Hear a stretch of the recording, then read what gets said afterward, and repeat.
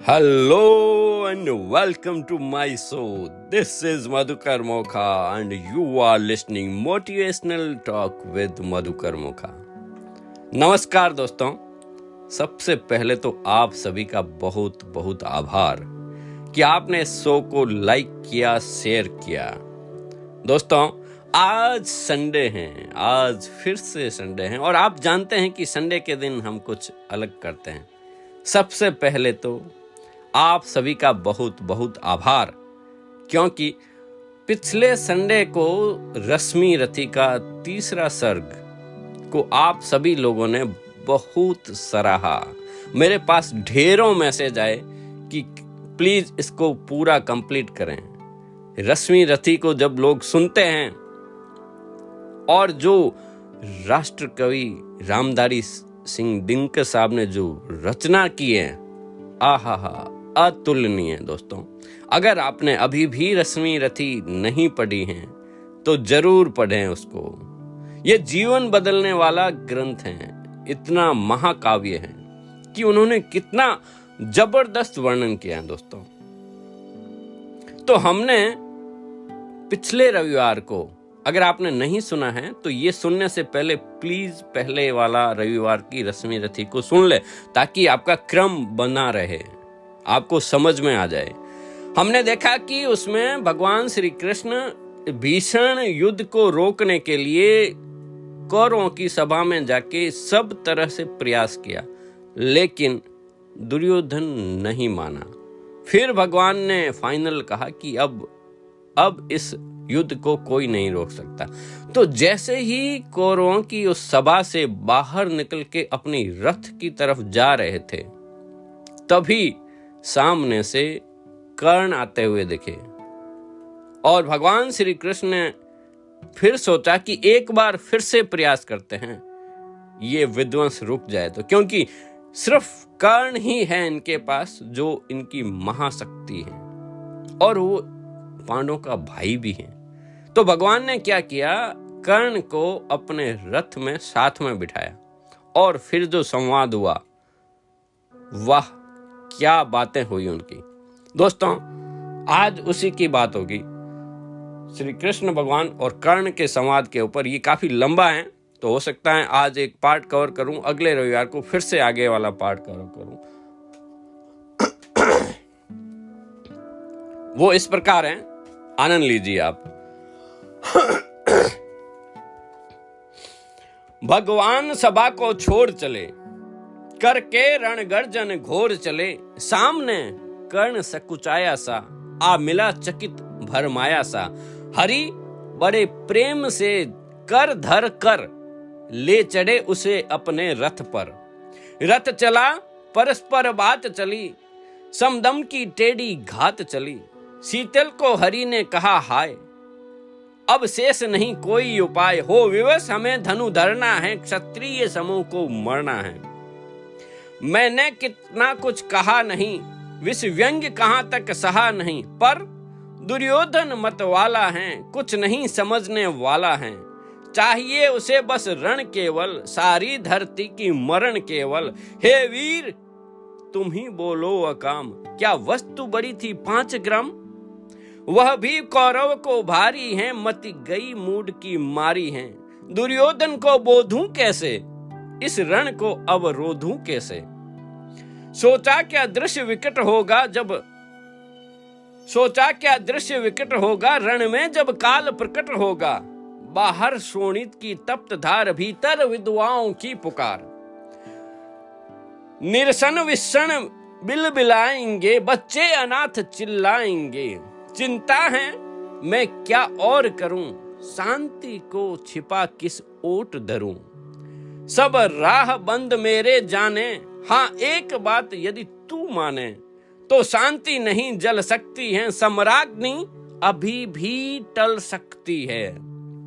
पा तुझे धन्य है दुर्योधन, तू एकमात्र उसका जीवन। तेरे बल की है आशा उसे, तुझसे जय का विश्वास उसे। तू संग न उसका छोड़ेगा, वह क्यों रण से मुख मोड़ेगा। क्या अघटनीय घटना कराल, तू प्रथा कुक्षी का प्रथम लाल। बन सूत अनादर सहता है, कौरव के दल में रहता है। सर चाप उठाए 8 प्रहर, पांडव से लड़ने को तत्पर। माँ का स्नेह पाया न कभी, सामने सत्य आया न कभी। किस्मत के फेरे में पड़कर, पाप प्रेम बसा दुश्मन के घर। निज बंधु मानता है पर को, कहता शत्रु को सहोदर। पर कौन दोष इसमें तेरा, अब कहा मान इतना मेरा।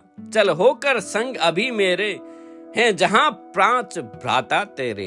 बिछुड़े भाई मिल जाएंगे, हम सब मिलकर मोद मनाएंगे। कुंती का तू ही तने ज्येष्ठ, बल बुद्धिशील में परम श्रेष्ठ। मस्तक पर मुकुट धरेंगे हम, तेरा अभिषेक करेंगे हम।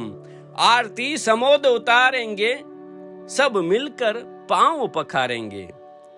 पद त्राण भीम पहनाएगा, कौन? पद तान भीम पहनाएगा, धर्माधिप चौर ढुलाएगा। पहरे पर पार्थ प्रवर होंगे, सहदेव नकुल अनुचर होंगे। भोजन उत्तरा बनाएगी, पांचाली पान खिलाएगी। आहा क्या दृश्य सुभग होगा, आनंद चमत्कृत जग होगा। सब लोग तुझे पहचानेंगे, असली स्वरूप को जानेंगे। खोई मणि को जब पाएगी, कुंती फूली न समाएगी। रण अनायस रुक जाएगा, क्या होगा? रण अनायस रुक जाएगा। कुरुराज स्वयं झुक जाएगा, संसार बड़े सुख में होगा। कोई न कहीं दुख में होगा, सब गीत खुशी के गाएंगे, तेरा सौभाग्य मनाएंगे। कुरुराज समर्पण करता हूं, क्या बोले भगवान?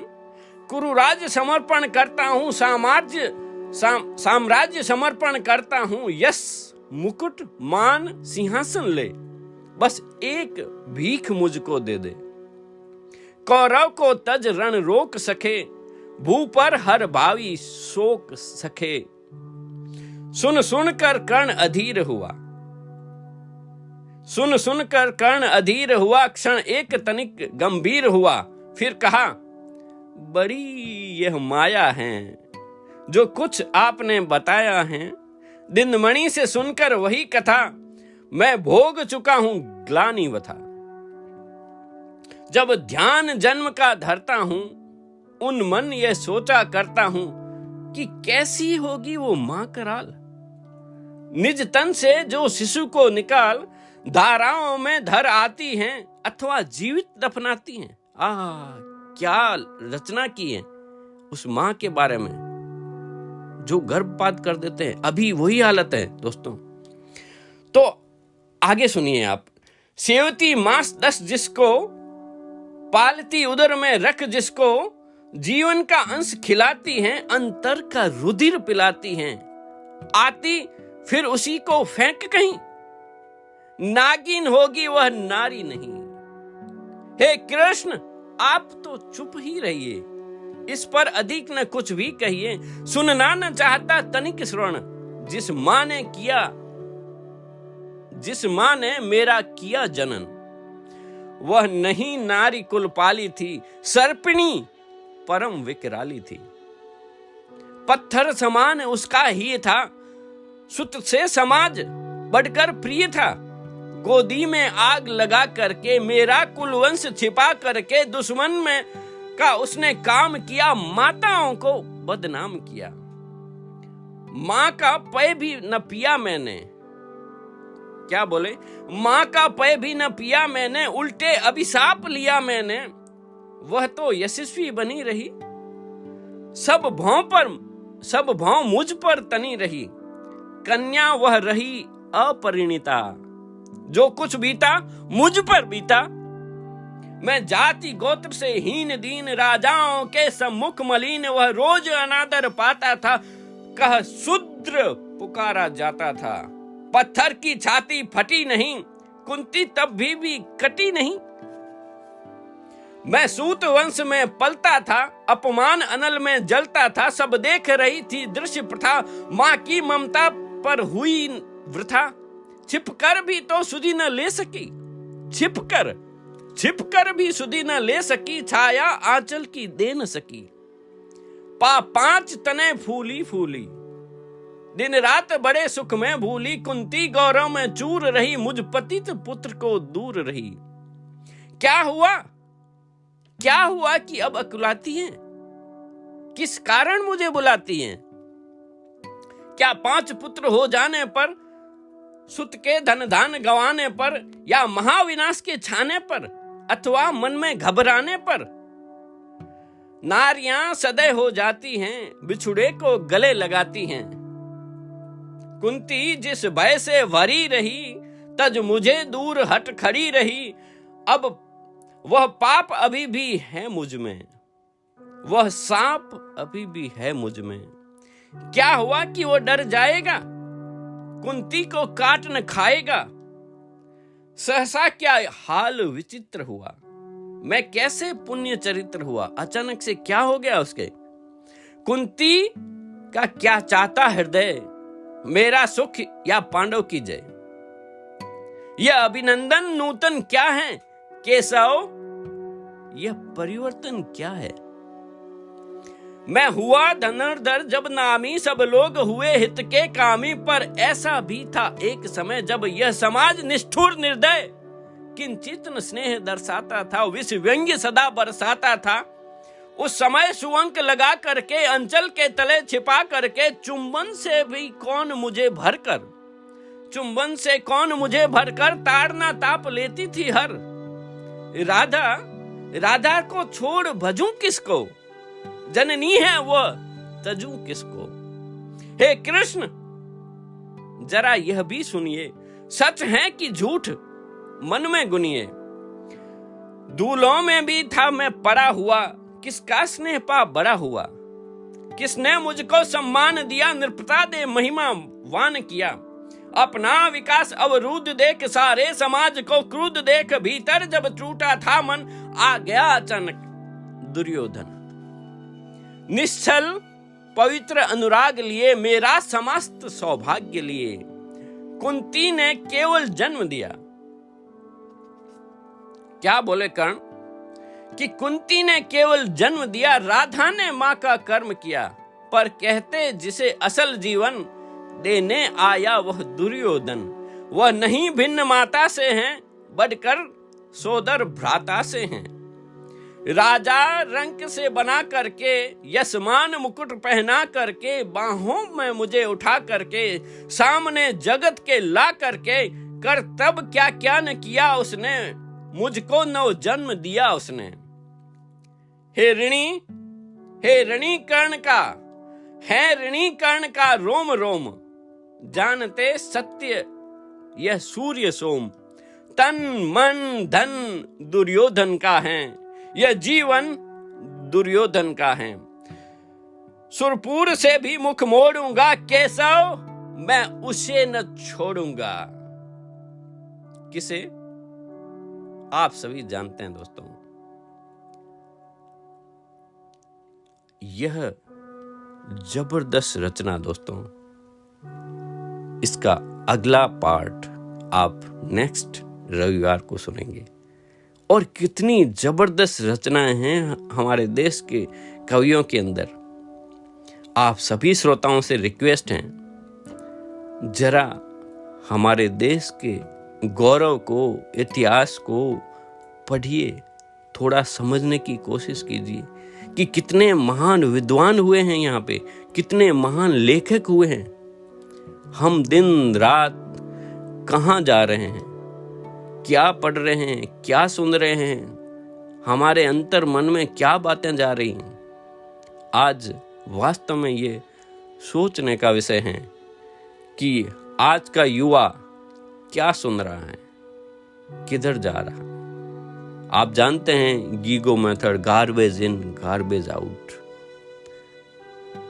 तो दोस्तों आप सभी से रिक्वेस्ट है, आप जहां पे भी सुन रहे हैं लोगों को समझाइए, अपने आसपास युवाओं को प्रेरित कीजिए कि भाई इतने बड़े जो अपने यहाँ पे ग्रंथ हैं, इतनी बड़े जो रचनाकार हुए हैं, उनको पढ़ें, सुने, क्योंकि जो इनपुट आप डालेंगे वही आपके जीवन में आउटपुट आएगा।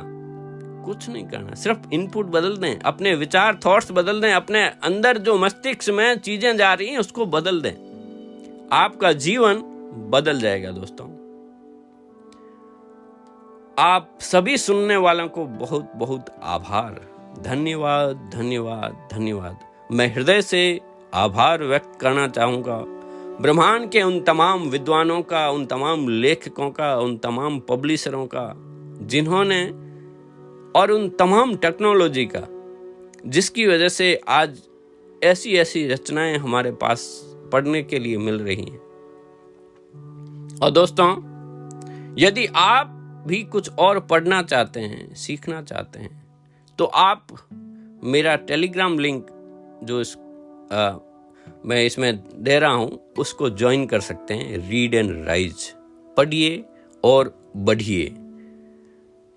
आप सभी को बहुत बहुत आभार।